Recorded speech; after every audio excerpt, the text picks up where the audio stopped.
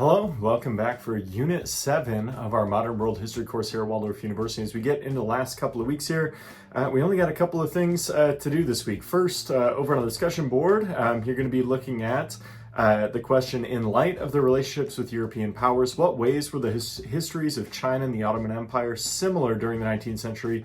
How did they differ? And I think this is a great question where you have a good opportunity to pair some of the things you're learning in the text and use this comparative element that can sometimes be a little bit unfamiliar. I think Americans generally, we're used to comparing ourselves to other peoples. I think it's good historical practice to go and take a look at two different peoples.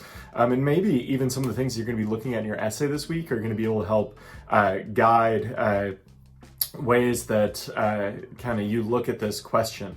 And so the essay is the big thing this week. You're going to be looking at motives for imperialism, where you're going to select one of the 5 motives of imperialism, and they're laid out in the instructions there. You can get some information on that in the text. And I want you to make the case for which is the most important over the others. I want you to use specific examples as well as kind of stacking it up against the other 4 options that were there. So if you're going to say that economic motives were the best, I think you have to make the case for that, and also undercut maybe the cases that other people might make for the others.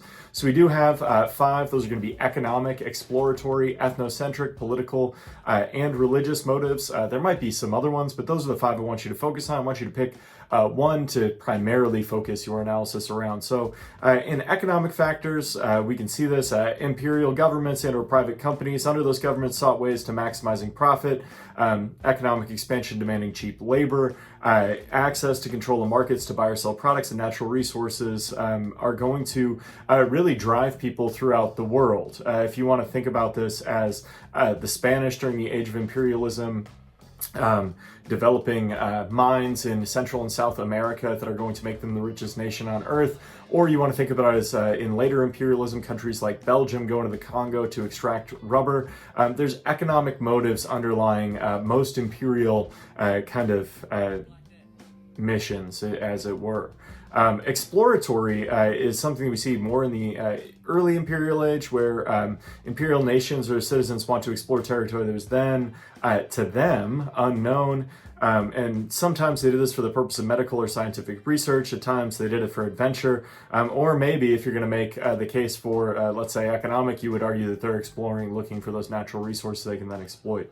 Ethnocentric is our third option here, where imperial nations sometimes believe their culture, values, or beliefs are superior to other nations or groups, and imperial conquest they believe would bring successful culture to inferior peoples. This is certainly going to be one of the stressed benefits, whether it's looking at the development in North America, where we're going to develop a vernacular that's going to create civilized people and savagery. And when we think about like indigenous peoples, one of the things that is necessary is to undercut their legitimacy.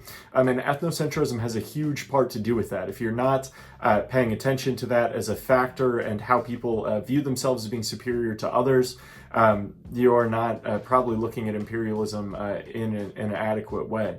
Religious reasons we're pretty familiar with. These are usually, I think, the ones that at least like my 11-year-old niece, when we'll talk about some of these topics or how they're talking about it in school, people do talk about religion a lot, as during imperial expansion, religious people sometimes set out to convert new members of the religion, thus the entire empire creating new followers. And so you could see this with the Catholics, again, in what they were calling the New World. But you can also see this globally as both Islam and Christianity are spreading out throughout the globe.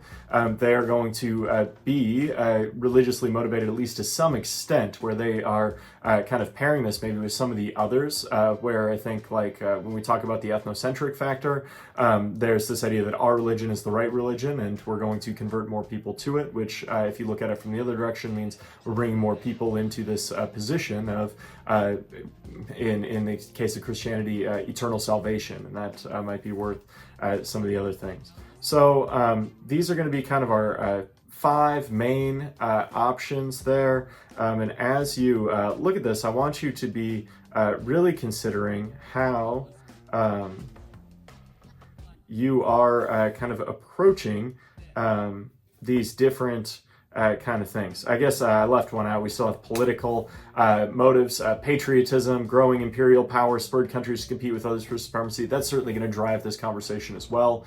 If you want to think about the gain of glory politically for different politicians trying to put their mark on things, I think imperialism also fits into that box as well.